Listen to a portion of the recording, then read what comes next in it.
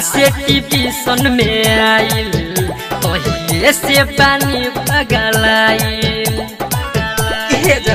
सुनता रहो जहिया से टीवी में आइल तोहिए से पानी पगलाइल। ओकर काचे बाबू मोर बाटे पतली कमर, ओकर काचे बाबू मोर बाटे पतली कमर। दिल में कुछ कुछ फील भइल रे, कारी का जरारी नैना झील भइल रे।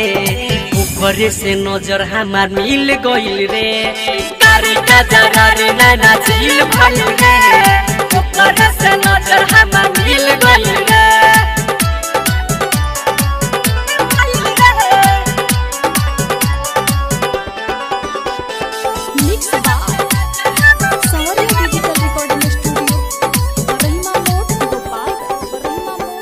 होठ गुलाबी यारवा बाबे रसीला, सुरहे बरिस में हिलौले पिया जिला। तिरछी नजर ओकर बाका तिलाला, यही यादा पर बनवलस दीवाना। ए सुन ना, होठ गुलाबी यारवा बाबे रसीला, सुरहे बरिस में हिलौले पिया जिला। तिरछी नजर ओकर बाका तिलाना, यही यादा पर बनवलस दीवाना। पेनी जींस या टी शर्ट उता लागे बड़ी हॉट, पेनी जींस या टी शर्ट उता लागे बड़ी हॉट। देखी माथा हमार हिल गइल रे, कारी का जरारी नैना झील भइल रे। ऊपरे से नजर हमार मिल गइल रे, कारी का जरारी नैना झील भइल रे। ऊपरे से नजर हमार मिल गइल रे।